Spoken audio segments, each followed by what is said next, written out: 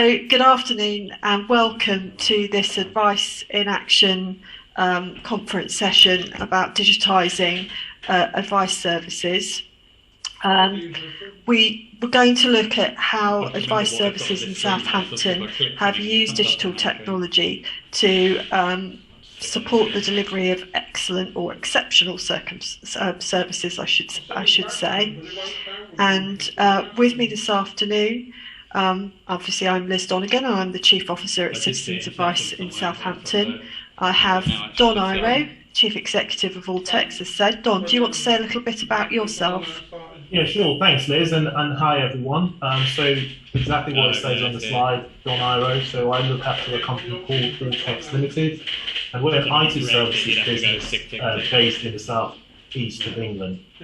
We do support a number of customers across the private and public sector and not-for-profit sectors as well. And over the last 18 months, we've been involved in a quite remarkable piece of work with Citizens Advice Southampton and Liz's team. And taking them through, working in partnership with them through transforming their service offering to a digital service offering, and that's underpinning what we are going to talk to you about today. So I'm really excited to be here to share that experience, and I look forward to getting some stimulating questions from you today. Thanks, Don. So, in essence, what we're going to cover is how technology has supported advice service development, how during COVID-19 we've used technology to develop accessible services, and looking at how you can move forward on your digital journey. So I hope that's what we're going to cover. But if we just start at the top, this for us is everything. The picture shows really what we feel is, or we know to be the case for many people that try and access services, not just advice services, but many services. It looks to be a sort of level playing field, but there are some people who have impediments put in front of them, or themselves have problems that prevent them from accessing what we call mainstream services, and that can be for a whole range of reasons. And front and centre of what we want to do is, with any service development, digital or otherwise, is make sure that whatever we're doing, that the services is better and more accessible. That has to be the key factor here influencing development. So I just want to sort of talk a little bit about our service delivery model for advice services, and this was developed a few years ago when we were looking at with Southampton City Council and the CCG about the future for advice services. And we have got lots of distinct groups in the city, some of whom face higher barriers than others in accessing services. And if we look to the left, you can see that there are groups including older people, refugees, asylum seekers, and children and young people who may be prevented from accessing timely support because they find it difficult to access services online, or, for example, don't have the time or energy to go through the front door for advice, which may be on the phone or actually in person.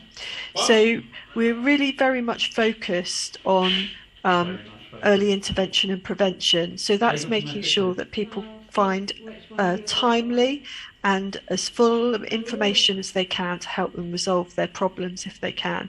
And a lot of that is about developing web content, so using the Citizens Advice website or the websites of other agencies in the Advice in Southampton partnership that helps them find a solution to a problem. So there's lots of web content on mainstream issues or on issues that affect particular groups of people, and for example you can find lots of easily readable content on the Rose Road Association for people who have children with special educational needs or disabilities. And early intervention, or light touch support as we call it, and that is maybe where you need to speak to somebody or where you need to find some help. And it's really about understanding more, being able to articulate your problem for us to understand more about it and provide you with the resources to help yourself again. So that requires a little bit of intervention. And then the third stage is about actually getting support. So that may be having some sort of interaction with a more qualified advisor or a caseworker, and that could be to apply for a benefit or to perhaps look at in detail about your problem and for us to do some sort of action on your behalf as a client. And wrapped around that is what we call Refernet. And looking at the Advice in Southampton model, we're lots of agencies working together. So we use a secure portal called Refernet to help us communicate with each other, because as separate agencies, we want to make sure that whatever the client comes to us with, if it's a problem that we as Citizens Advice, for example, can't help with, there may be somebody else in that network of agencies that can support the client more effectively. And with that client's permission, we want to get them in touch with that agency and not have to tell their story again or get lost in the system of signposting. So we've used available technology, which is Refernet, as an interagency referral portal. It's not signposting, it is referring. So when we put a client's details on that system to be picked up by a partner agency, say No Limits, for example, we're doing that with the client's authority and with a specific reason in mind. And we tell No Limits why that client needs their help particularly, and they choose to accept or say, sorry, we can't help that client. So this system in effect is the glue between us. It sort of binds us together and makes sure that our clients don't have to tell their story more than once, or actually go through the wrong door again, or keep coming through your door because they're not getting the support they want. And we can talk directly to each other about that client's case. So a caseworker or advisor in Citizens Advice could talk to No Limits about the client's case, and they can work on it together. So we use that system initially to be able to bind us together as agencies to provide no wrong door for advice. And since the system was set up, we've just over 350 clients have been referred between us.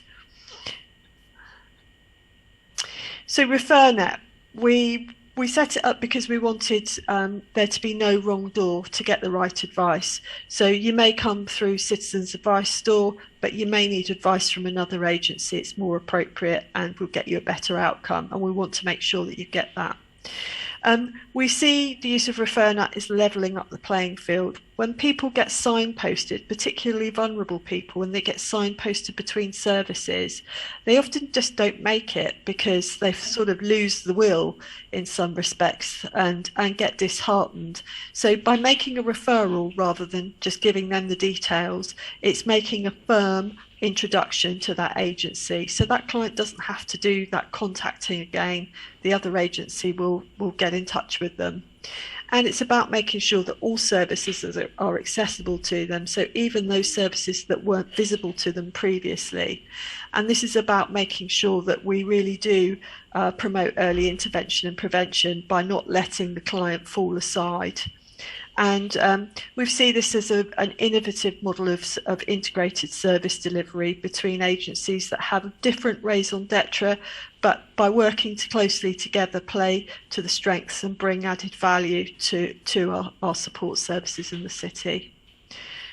So, as I said, these are the agencies that were initially involved, and they're the agencies in the Advice Southampton sort of framework. And we're looking, between us, we all have very different focus for our service. So, for example, the Clear City Life and EU Welcome offer works with a very specific client group, as do the Road Rose Association. And that by joining together with the more general universal services, we really do have a strong offer that Refernet can enhance.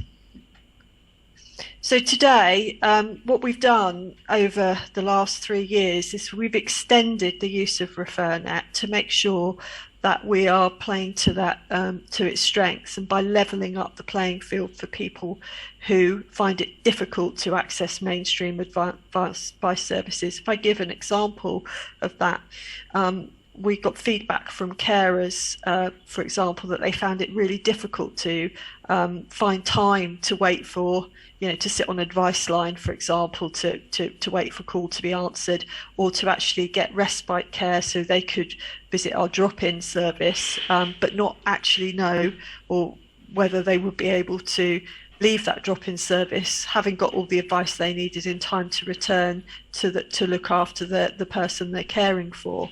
So those sorts of issues really are very real and prevent people getting the support they need. So what we've done is we've extended the use of Refernet to agencies including Carers in Southampton, so they can refer clients into us, so their clients directly into us, and get them the support that they need without those individuals having to navigate through our mainstream entry points. And we've increased, for example, we're moving this out further to other services, so community prescribers. So community prescribers can make referrals directly into advice for non-medical issues where advice may be appropriate, and that could be for something like debt, or it could be for a range of issues that help to maximise income or deal with an underlying issue that's affecting somebody's health and well-being and causing them to visit the doctor instead of an advice agency. So moving on now to our most sort of recent project as part of our COVID-19 response. And I think the backdrop to this has to be that when, as we enacted our business continuity plan, when COVID became the reality for all services, what we realised is that we had the technology in-house to be able to continue to work quite effectively remotely as a team, and wouldn't it be brilliant if we could roll this out to clients. One of the impacts of COVID were really sort of brought about by the closure of services, was that doors that had been previously open to very vulnerable people in the city were suddenly shut. And that's all services, and it was including ours as well. So people found that very difficult to get to understand, and they couldn't get the help they wanted. Very vulnerable people couldn't get the help they wanted or needed and didn't know where to turn. And throughout the lockdowns, we had knocks on our door from people who were really in quite difficult circumstances. And normally they would have been able to turn up to some sort of drop-in for people who needed immediate support. We used to be open 5 days a week in the public library, and then suddenly that was taken away, and people really didn't know where to go or what to do. So we did have quite a few inquiries coming to our front door, but nothing like the level that we had seen pre-COVID of people turning up to drop-ins. And we also looked at the profile of clients who were accessing us by telephone, and they were very different to the client groups that we dealt with previously. So we were quite concerned that there was potentially a group of people that weren't accessing advice because that face-to-face service had closed, and they were finding it difficult to use remote services such as the phone. So just to define what we saw as our problem, so accessing remote services is an issue, particularly for the most vulnerable, and we're talking about for people who have longer term and often complex advice needs. What we wanted to do is we saw Teams or Zoom as, oh, this is fantastic. This could be a fantastic solution for us. And I think along with lots of other agencies, we we could see its potential. However, we were living with its drawbacks, and we're pretty digital savvy as individuals. We all use different, we've used technology for years, but we know that a lot of our clients don't use that sort of technology, and they're probably the ones that would need that access. But what we took was we were, our instinct sort of led us towards that, this is a potential solution. But at the same time, we were lucky enough to get funding via the National Lottery to be able to do some early development and investigation into the viability of using video conferencing for advice services going forward. So part of that funding enabled us to do some research, as I said, and what we wanted to do was really start with understanding barriers to using video conferencing technologies. And by that we mean Teams, WhatsApp, Zoom, all of them. There was no particular product that we thought this is great, even though we use Teams normally. And by talking to our clients, stakeholder groups in the city, and they've been fantastically generous with their time in helping us understand the barriers, we really sort of got to grips with what the issues were, and some of them we knew, but others we needed to document. We couldn't just assume. So those barriers we looked at, we found out were often language. So so technology comes with a lot of language that people don't easily understand. Literacy is still a big problem for our clients. So anything that involves reading, writing, pressing buttons, interacting with new technology really doesn't gain much traction. The complexity of things. So when things go wrong, actually getting things set up, it's all frustrating, and that is a real problem if you don't have the skills and know-how. And we found that our clients, they had really confidence issues in using telephone-centric services. So even though we were all driving towards telephone use, a lot of people found that very frustrating because they can't explain themselves easily on the telephone, or they feel intimidated about talking to somebody on the telephone, or they're trying to refer to a document that somebody at the other end can't see. Tech know-how and confidence. So that was the sort of things that were thrown up by our advisors and our clients in our research. So again, what happens when things go wrong and I'm not quite sure what to do? It's no surprise to any of us that work in advice services, or indeed public services, that poor quality equipment is a real issue for clients, as well as connectivity and limited access. So we're talking to clients who often have poor quality devices. The clients we spoke to, they do have devices because they need to access online things like the rest of us, but they might only be able to do that in certain locations or for a certain length of time, or have very limited functionality on their devices. And one client in particular, who was very vulnerable by dint of his medical condition, said, "I've got a phone, but it's cracked and broken, and I only really use it when I have to." But still wanted to use digital services because they saw the value of them. And poor connectivity is a real issue. So we all know how much broadband fluctuates. If you don't have broadband, what sort of issues that presents.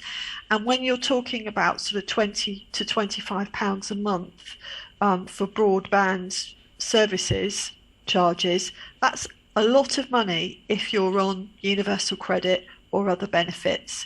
So often you'll be reliant on public broadband services. So we arrived at our user needs research, and so for clients, I think the biggest takeaway was that actually seeing somebody, even online, makes that connection. they trust, they can build rapport with the person. We're talking about people talking about really sensitive issues. So if you're using an online service for the first time, you've got to be able to connect with that individual, and that means having a really good quality connection, and also being able to see them, see what they're doing, see their facial expressions. Our client said it would be the next or best, it would be as good as or the next best thing to face.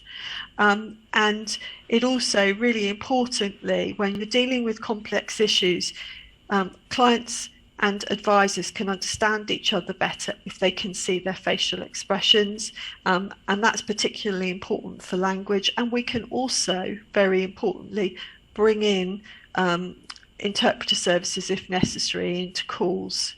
And fundamentally, one of these things that is that this sort of technology in the long term can save time, and it can also save costs, not only for us as agencies who are being asked to do more and more for the same or less money, but also for clients, importantly, travel costs. If you're on very limited income, that bus journey to get to an advice service could be a really big strain on your budget. So if you can access services at home or locally, that's got to be a win. An important, fundamental component of this project was the advisors who've got to give advice if they were going to do it via video links. So number one, needed to be reliable. They have to focus on giving advice, not on technology. So they needed really good tech support in the background. They had to be able to see clients' documents. So often a client comes to us because they've got a letter from DWP or wherever, and they want to share that with somebody to have it explained or to respond to. So being able to see documents is very important. One of the things that we did feel, and we know this from our data, is that when we were seeing people face to face, we could pick up on a range of issues, whereas phone services, we tended to focus on the client saying, I've got this problem, the advisor focusing on answering that problem answered, on to the next thing. When we talk to people face to face or see people face to face and build a rapport, we can have a more holistic service. So we're picking up on other things that are going on. And that could be something like gender violence and abuse, being able to see somebody, how upset they are, how difficult they're finding things, as well as being able to hear them, enables advisors to offer a more holistic approach to their advice session with a client. And as I said, importantly, joining third parties to meetings, and that could be a range of third parties, from personal supporters to interpreters.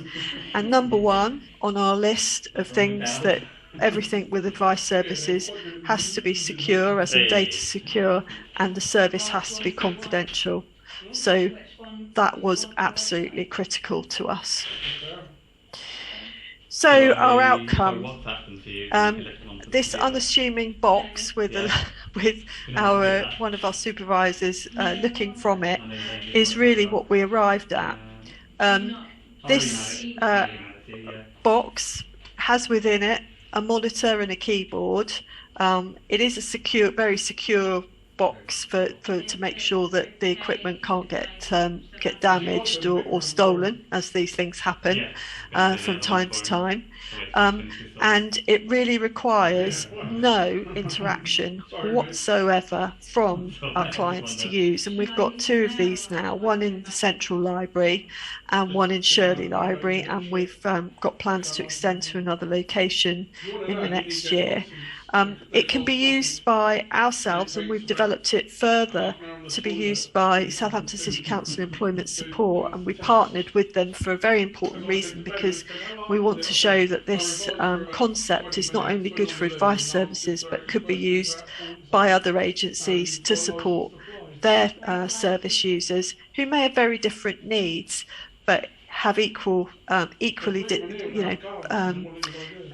they face real barriers to accessing services for a number of reasons. And one of the other things that was really important to us is that we understand that giving outreach services is a very, very important part of service delivery on the ground in communities. But often it's very difficult to achieve that in practice for a number of reasons. And if we can have and demonstrate this really simple to use, or simple not having to use it from the client's end package, then the potential is to roll that out elsewhere and make it more mainstream, and as outreaches go, much more sustainable and accessible. So the client just sits down. It's a bit like a Big Brother diary room. The advisor's on the other side chatting to them. They can scan documents by the side of the screen. There's another camera. You just put a document underneath it, and the advisor will take a photo of the document or scan the document, which can then be uploaded to the case file. The advisor can share their own screen. So if they're looking at a website, they can share that with the client, and we can also, for example, if what we want to do is sort of move it forward to be able to print documentation out, etc., for the client. So at the moment, we're using this, as I said, in two locations, and we've got daily access. So every day, somebody could, for between 2 and 4 hours, it can be accessed by clients who don't have to make an appointment, which is really important. They just turn up at the library and we can help them.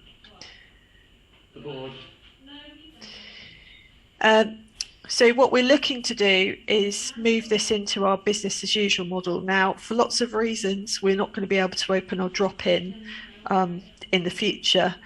It's just not going to be viable. So what we're looking at is piloting a new program where the video advice hubs become a central point. So we'll be training our city library staff to what we're calling advice first aid, which is really identifying an advice issue and providing some basic information as a first point. But if they can't support that client for whatever reasons, they can use the video hub to link the client to an advisor. And that's being rolled out in the next 4 or 5 months. And that's really important because having somebody who understands what information is out there could be really helpful to somebody entering advice services that doesn't need to, but equally they get the access if they do need that. So just to reiterate some benefits, so we see this as a sustainable outreach model. It's got multi-agency use, so it's not just configured for citizens advice. It could be used by up to four or five agencies.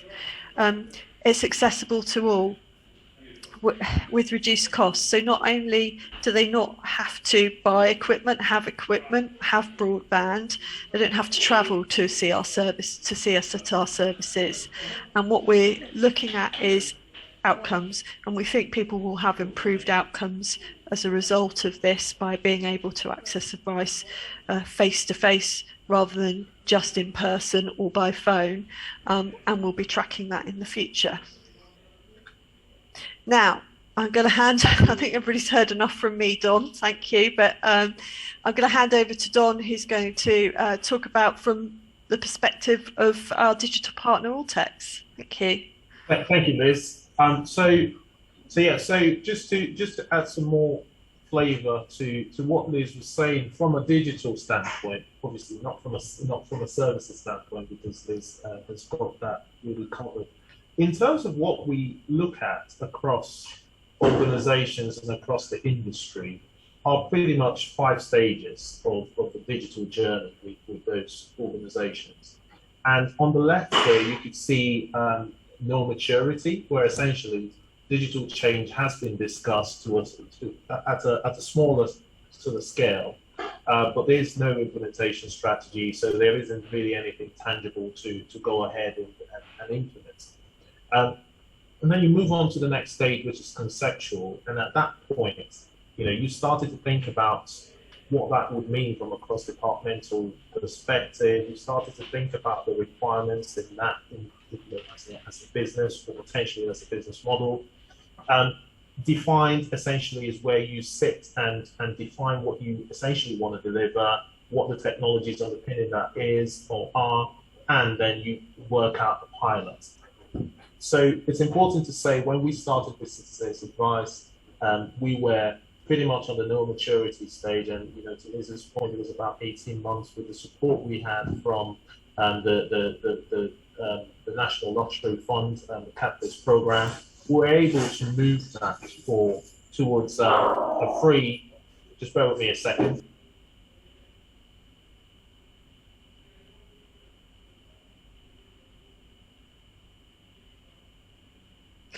Hopefully John will be back with us shortly, because Apologies, I had a... That's all right. I was just looking forward to doing your bit. Yeah, so pretty much we moved from the no maturity stage to defined and integrated, essentially at a point now where it is part of, it's deeply into the business model, and as Liz is talking about the next stage, moving towards adopting it more across the service going forward. And then the final stage of that will be to transform. So when an organization is typically in a transform stage, they are now starting to take the crude that you get from digital, which is essentially the data, and using that to drive insights and improvements to your organization and the way you deliver services. So for instance, thinking about things like chatbots, thinking about things like taking in the information and issuing out knowledge articles, or automating the process so the resources can be better deployed in other aspects of the business. So that's typically the 5-stage digital journey, and looking at how that's how Citizens Advice has moved quickly across that trajectory. Next slide, please. Well, I'd love to. Is that the one? Yes. Great. Okay. And in terms of you think about we've got this hub. You think about what the potential could be for other services. So Liz has talked about the employment services or employment support in the city. You can look at other community service surgeries, so any drop-in service that you could think about. For instance, you could think about the community policing function. You could think about any other engagement you need to have a face-to-face conversation with a GP surgery or whatever it is, and you could open that outreach across multiple areas using digital. And one of the benefits that you have with this is that you could use any technology that you currently use today. So Liz was talking about Teams. You could use Zoom. We're on a Zoom call today. Although the actual hub itself was delivered with a system called Vectera, a technology called Vectera, that was more because the requirements of Citizens Advice was very unique in the sense that we had to work with a solution that ticks all the boxes. So the reason I put all of that out there is to say these technologies already exist. So, what you see there is an intuitive solution where you sit, no interaction with the kit. However, the underpinning technology is there, and you can bolt on whatever technology suits your business, and you get the efficiencies from that. So hopefully the picture on the right gives you a kind of feel for the power of this, where you've got the citizens, you've got the users of the service dotted around the country, and you've got the agents delivering the service also dotted around the country. Whilst I was going through this and thinking about what sort of information can we get out there in terms of how digital has really been adopted across the not-for-profit sector, if you like. I pulled up a report from the National Council of Voluntary Organisations, and as you can see, 81% of charities, this was in August 2021, that were surveyed, said they had changed the way they use digital during the pandemic. And what they also said was that there's a reported use of digital technology from their staff members has actually gone up, but also over the last 18 months, or prior to the last 18 months, there was only 41% of those organizations using digital technology. So essentially they've scaled up quite significantly because COVID has actually presented a challenge. But organisations like Digitising Advice have actually taken that and thought, and then what? Taking it a step further as opposed to just using it from a BAU standpoint. Okay, so it's also important to say 90% of the respondents in these surveys also are thinking about investing significantly in digital, because it does 5 key things. Obviously, it allows access into remote areas. So if you're thinking about, for instance, your estate strategy, if you're going to have offices in or open up in rural areas, you could potentially partner with another organization and hold a central hub there. So for instance, because the team have done with the libraries, you could also extend that, which means you reach out to more people in more areas, but also your access to a wider pool of service delivery staff and resources is at your fingertips, because anyone can use these technologies on their devices, their mobile phones, their tablets, or their PCs. And we've also got to recognize the positive environmental impacts. Green is a big topic, with people not driving in all the time into offices and running around, trying to go into a 9 to 5 and can work remotely. Then you get the best, you get the best for that investment. You get the best from the team as well. You maintain your costs, and also you can have improved mental well-being among staff as well. Okay, so that's the journey. We've talked about that, and we've also talked about how what are the benefits of doing this, and some insights from key researchers on the benefits of digital, or actually trajectory of digital. The question then is, how do you get started? Okay, so I'll take the blueprint that Liz talked about, clearly defining success criteria and strategic goals. I think it's very important that you start from the business as opposed to technology. There's lots of technologies out there. You can go and grab them and start using them today at no cost, to be honest, because with Zoom, actually, if you can hold calls for within an hour, you probably don't need to pay for it. But it's not just about that. It's about engaging the business, engaging the people in the business, and then working out what you need to do as a service to deliver as a service before you think about technology. Understand your current systems, what currently exists. Think about the solutions you have in place today. Think about the data. Think about the confidentiality of it. Think about GDPR and all those things that you need to really consider before you start to go nosedive into digital. Identify your key stakeholders across the chain. Who are the people who will be accessing this? Who are the people who need to contribute to the service? Who are the people who will be using the service?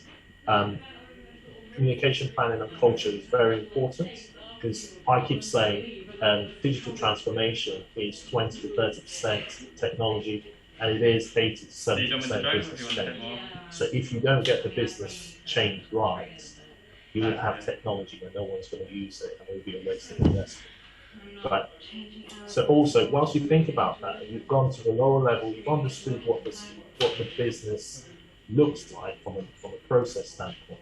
They need to look at what's the data points, what kind of infrastructure you need, what's the design, what's the high level design across the enterprise. So you're taking information from here, someone's going to access it and use and do what with it, and how do they interact?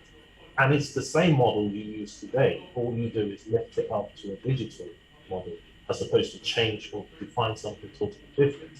Most times you just lift what you've got, tweak it, and you've got that model before you go to digital. Map the journey, it's very important, pilot the journey. And then think about new technologies. Build, deploy, operate, test. And it's important you think about pilots, you think about working out a small sprint and defining what you need to deliver in that small sprint. Build it, test it, learn from it, and iterate. A lot of times people go the longer lead time to deliver stuff, and they end up delivering something that's not fit for purpose. So it's always important that once you've identified your stakeholders, you bring them into that journey. You work out a 4-week sprint plan, define what it is, deliver it, assess it and see if it was fit for purpose. If it isn't, learn from it, reiterate. If it is, then you move on to the next one.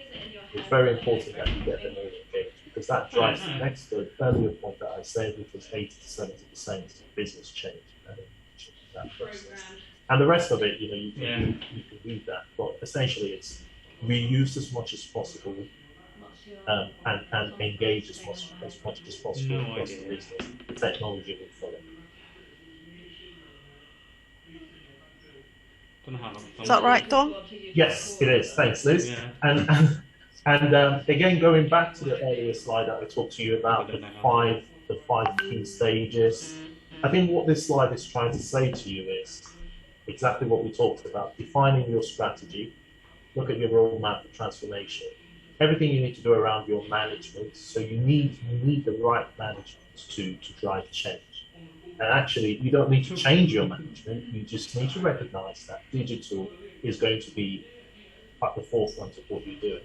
So it's encouraging your management to adopt it, to really talk about it and understand what it means for their areas of operations, as well as the other resources they have in the team. Because what this will look like, to be honest, is you put in a digital operating model. You might have to instill people that did something before towards a digital operating model, or actually move them to other parts of the business. So engagement at the start is the most important thing that we do as a leader. Operations, you've got to look at your procedures, your processes, and how agile you are as an organization. And when I say agile, I mean in terms of how quickly can you pivot? Have you got processes and procedures that impede you, or they actually support you to scale? I think that's the thought process through that. And it's got to be customer centric. At the end of the day, you deliver services to your customers, and the communication channels there need to be clear of what you're looking to do and why it's important to them, why it includes the services that you deliver to your customers. Skills, roles, we talked about that.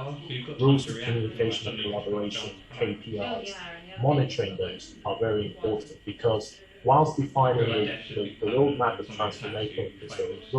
transformation, building the plan to deliver that, you then need to think about how you measure the success of your delivery. And then only when you've thought about that do you then think about technology. Because the chances are with open source, or in some cases some closed source technologies are there for you to use and they will work to your requirements. Most times people will buy the biggest size of technology and they're not fit for purpose and they can't keep them. But when you've got your requirements, you can then go into the market and you can look at something that's tailored for you. And I'm sure you find 4 to 5 to 6 solutions for every use case that you've got. And I put in Industry 4.0 in there. Yeah.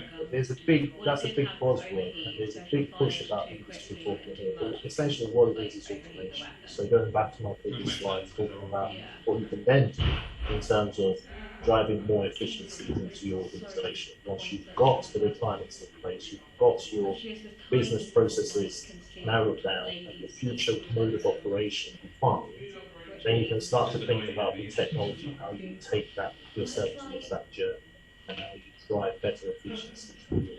You had to basically be standing in melee range for it to work. So I think we just wanted to share a few takeaways from this. I mean, it sounds really grand to me, digital transformation. I have to say it was the germ of an idea about 18 months ago, and thanks to the National Lottery funding, we were lucky enough to work with Allteks. And I think what we would have done if we'd just been left to our own devices would be, as Don said, probably deliver some grand plan which didn't actually meet our users' needs. And this whole process has taken us on a journey that probably on the outside looks quite, oh gosh, I don't know whether I could do that, but actually, believe me, it's far more straightforward in practice. It really just comes down to, defining what the problem is and whether you've got the resources. What have you got now to answer that, in effect? And there's an awful lot we were doing anyway, but I think in terms of business resilience, we knew that this was a potential option that we wanted to explore, not just because of COVID, but for reasons of future sustainability. We could see the potential there. We really had to understand the needs of our service users and stakeholders. And I think through that, Don talked about our requirements and why we're using the platform we are. We got pretty quickly to the point through our user research is that actually, and our experience, is that actually our clients, many of them, are so digitally excluded that asking them to have any interaction at all with the platform would mean they wouldn't be able to use it. And also the quality of their equipment and their broadband is fundamentally excludes them from using the sort of technology that we're taking for granted and use every day in our working lives now or in our social lives. So it was a solution that we had to bring about rather than expect our service users, our clients, to adopt. The work with stakeholders is absolutely essential. So for us, stakeholders include our advisors. It includes our partners. So a project like this, we couldn't have, magicked up out of thin air. It took partnerships with the City Library Service, with the Employment Support Team, with Big Lottery, with our other advice partners, with agencies out in the city who work with communities with a diversity of needs to be able to inform this project. So really that's sort of understanding the needs of all of those different perspectives is absolutely fundamental to get something like this going. Having a strategy or a roadmap and really fundamentally thinking about how you develop this for the long term, and so it doesn't just become, oh, that was a nice thing to do, wasn't that fabulous? Oh, do you remember when we invented a video hub back in 2020? That was a waste of time. Well, it can't be a waste of time. It's got to be able to be integrated into your business as usual. And that's not always straightforward. The idea and developing it is fine, but actually having that user adoption is really important. And that's part of the reason why you go and talk to your stakeholders in the first place. It brings them along on that journey. Clearly communicating what you want to do and why, and getting buy-in for that. Again, it just emphasises to everybody why we're moving in this direction. And for us, we had a lot of data about how our service had changed, and that just ticked. Everybody thought, hang on a minute, something's really wrong here. We need to be able to make sure that people who connect people who need us with a way of them accessing our service that didn't rely on them having to hang on to the phone or actually just being left out entirely from accessing services. We had to make sure that we had training available to be able to help our advisors to adapt. It's really important. One of the things that they were very concerned about was being able to use the equipment, so having support there, being able to use the platform, so it was really easy, and making sure that they were equipped and capable of doing that. And really reviewing and refining the offer, so we're constantly doing that, looking at it. Problems will and do arise, and we have to just make sure that we're on the right track. We are looking at how it's operating, and we're refining it all of the time. And most important going forward for us will be looking at the data to see, so what difference is this making? How many more people are we helping? And are our outcomes for clients through this channel markedly different than they are through